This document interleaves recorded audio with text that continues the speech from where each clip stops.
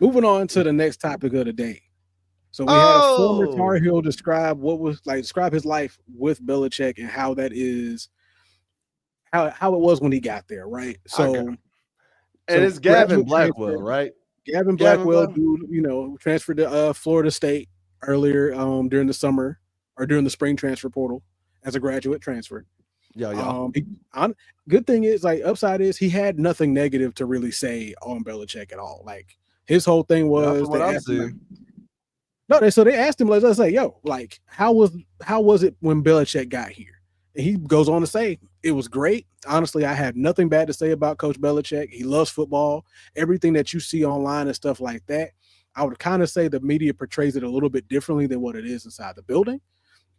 Goes on to say he loves his players, loves his coaches, and he's all about ball. He said he kind of brought more of that NFL aspect to college, and that's kind of what they're running, and that's kind of what they're running there. But himself, he's a down to earth dude, not a big headed guy. You can go up to him with a conversation, go up to him, have a conversation, talk ball with him. He loves that type of stuff. And it says when you show that you're interested, he's going to make sure that he gives you the same respect and try to help you as much as he can. He got 8 Super Bowls, so you know what I'm saying. Great dude, great dude. Wishing him the best. But if we see him, you know what's up. Which hey, Wait, ain't nothing wrong with that. don't he got six? He listen. Oh wait, no, he That's what got he said. two. He got two as assistant coaches. Now I remember Yeah. the Giants. Oh yeah, Giants. yeah, yeah, yeah. The Giants Super The Bowls. Giants. Yep. Giants. So at the end of the day, it's like, yo, I mean, what more can you say? Like you got a I, guy who did end up transferring out. People like I felt a little type of way about it because I wished he would have stayed. But even at the end of the day, coming from the players themselves, sure we got all of this nonsense with the Jordan Hudson thing and the conference and the stuff outside of football. Yeah, two yeah. as a defensive Two is the coordinator. DC. You're right. So it's like we got all this extra stuff off the field that makes people think, okay, is he really serious about this? But then you got to remember, it's Bill Belichick.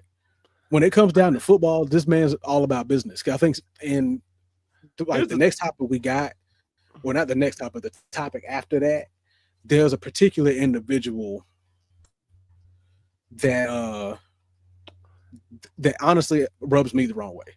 here's what I gotta say, and here's my thing about it. And we've talked about it through and through. And when I look at the quote and everything, he's like, "Yo, the media portrays a little bit differently than what's inside the building." One, that is, I have to admit, it is factual. That is two things can be true at the same time. What I'm about to say. One, yes, the media does portray it differently because of everything that's been happening on the outside. Two, Bill hasn't helped the situation because it's like Bill hasn't helped the situation because we haven't been able to be inside the locker room a lot this offseason and everything. You know what I mean? Because we Mm-hmm. haven't gotten a whole lot of interviews with the kids. We're just now consistently getting interviews about the team from Bill as opposed to his personal life, which is what has been all over the place the first few months. But now we're Right. getting more to hey, this is the team. We got this building. This is what we're doing, X, Y, and Z, and we're getting back to football. As far as football is concerned, nobody in their mama should be surprised that Bill can talk football. Nobody in their mama should be shocked that Bill will talk football with you and in a respectful manner. Bill never struck me as a disrespectful individual. Do Are there a number of times where as just as a coach, you're just like, as a fan of the NFL, of your NFL team, and you see Bill Belichick come out and beat your team, are you just like, damn, like, can this man just stop? Like, you hate to see it, but none of us ever were like, Bill Belichick is a bad coach. Bill No, Belichick is a trash coach. Bill Belichick isn't a personable coach. I knew Bill Belichick was probably pretty personable, and honestly, he's probably low key funny ever since the Randy Moss Halloween party thing. When Randy I'll Moss was say able to this. convince him to come to that Halloween party, I said, "Oh, Bill's probably just a really I'll actually say this. pretty chill So when dude." I first saw Bill Belichick, and over the years, I looked at Bill. I was like, okay, one, I was with you. Like one, he's probably low key funny in a flat tone kind of way. Right. Like what he's saying, you don't think like doesn't sound funny, but it's hilarious because it's coming from him. It's And hilarious because it's then coming from him, or his timing of what he says is right, probably and perfect. what Like and he what like would have you could be. And what Go. solidified for me, what definitely proved to me, I was like, okay, I knew this man was funny. The Tom Brady roast. Oh yeah. Oh yeah. Oh yeah. That man was hilarious. I Listen. don't care if somebody else wrote the jokes. I don't care what happened. The timing was perfect. That National media wants him to fail. They will put no punches. They will pull no punches to poke holes in the Darth Vader's cape. This is true. coming from a Star Wars fan, making the Darth Vader reference. Hey man, I'm gonna be honest with you. I'm gonna give you. Hey, listen. He knows. Hey. I'm a Darth Vader fan. I'm an Anakin Skywalker Darth Vader guy through and through. The Darth Vader reference gets a love out of me. It gets some love. I'm just gonna go ahead and say, like, nobody had to poke holes in Vader's cape. He did that himself. But that's not the point. That he did. He did do that himself. Like, hey, you know what? Hey, and Bill did it. Hey, and Bill did it to himself with this whole relationship. This is very true. Once again, we are on point here. Good job. I'm with it. But yeah, not like at the end of the day, it's like, and just like Ron was saying, like the media will try to tear this man down 8 ways to Sunday, because it's like, yo, what are we really saying here? We get that, yes, the Jordan stuff is a distraction, but it's a distraction to who? Because so far as we've seen, and so far we've heard from the players themselves, nobody's really caring about the Jordan situation from the player standpoint. In-house is not a problem.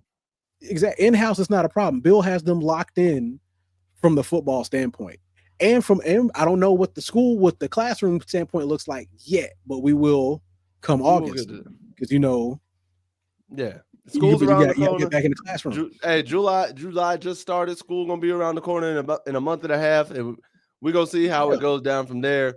And I don't see any issues going down there either, unless somebody just flat out rebels in the classroom. I don't see no issues coming. Somebody flat out rebels or just decides to be a distraction and starts airing out some stuff, like airing out in-house stuff that doesn't need to be aired out because they didn't get PT or something like that.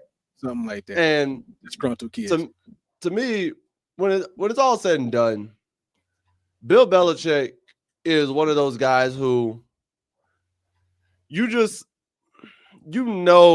when it comes to football, the man's good at what he does. I don't care if I didn't like Bill Belichick for years as an NFL coach. If Bill says, hey, Myron, hey, I'd gladly want to help you like get crisper on route running to get you even a draft, not even a guaranteed spot, but just a tryout, right? Mm-hmm. I'm going to that. I'm going to whatever Bill tells me. I'm going, bro. Like, if Bill Belichick is telling me this is how you can get better at football, I'm going to the thing. Like, why would I not? Even like you coaching football and me coaching football. If Bill Belichick says, "Oh, hey, you're doing a great job at coaching. Try this and see what happens." I'm taking what Bill says and I'm going to apply it to my kids and see what happens. Apply it to my kiddos and be like, hey, bro, let's try this. Who gave you that? Bill Belichick, dog. Bill Belichick gave me this information. He put me on game. Like, got it from Bill. Got it from Bill. So what are we talking about here? I think it's good.